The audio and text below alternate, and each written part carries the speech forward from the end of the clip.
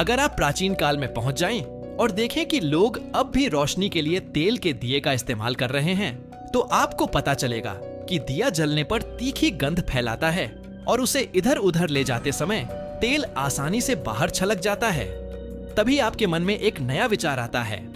आप प्राकृतिक मधुमक्खी का मोम बीजवैक्स लाते हैं, उसे चाकू से छोटे छोटे टुकड़ों में काटकर लोहे की कड़ाही में डालते हैं और सीधे आग पर गर्म करने लगते हैं। लेकिन कुछ ही देर में कड़ाही के तले का मोम काला पड़कर धुआं छोड़ने लगता है और जली हुई तीखी गंध फैल जाती है। ऐसा इसलिए होता है क्योंकि मधुमक्खी के मोम का दहनांक कम होता है।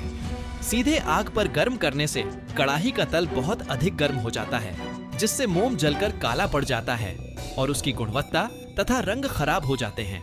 फिर आप दोबारा मोम के टुकड़े लेकर उन्हें एक मिट्टी के बर्तन में रखते हैं। इसके बाद उस बर्तन को पानी से भरी लोहे की कड़ाही में रखकर धीमी आंच पर डबल बॉयलर विधि से गर्म करते हैं।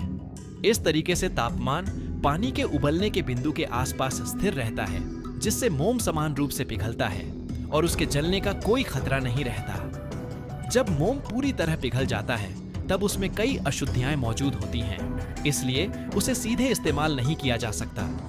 सबसे पहले उसे सूती कपड़े या मलमल से छान लिया जाता है। इससे बड़े बड़े कण अलग हो जाते हैं, लेकिन बहुत महीन अशुद्धियां अभी भी बची रहती हैं। अब पिघले हुए मोम को 2 से 3 मिनट तक बिना हिलाए छोड़ दिया जाता है।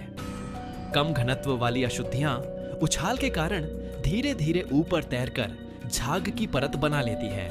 फिर चम्मच की मदद से उस झाग को सावधानी से हटा दिया जाता है और आपको शुद्ध मोम प्राप्त हो जाता है। अब एक बांस का खोखला टुकड़ा लें, जिसका ऊपरी हिस्सा खुला हो और निचला हिस्सा बंद हो।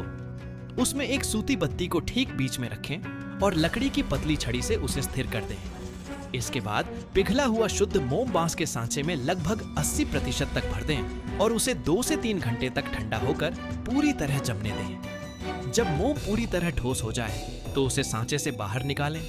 इस तरह आपने इतिहास की पहली मोमबत्ती का आविष्कार कर लिया।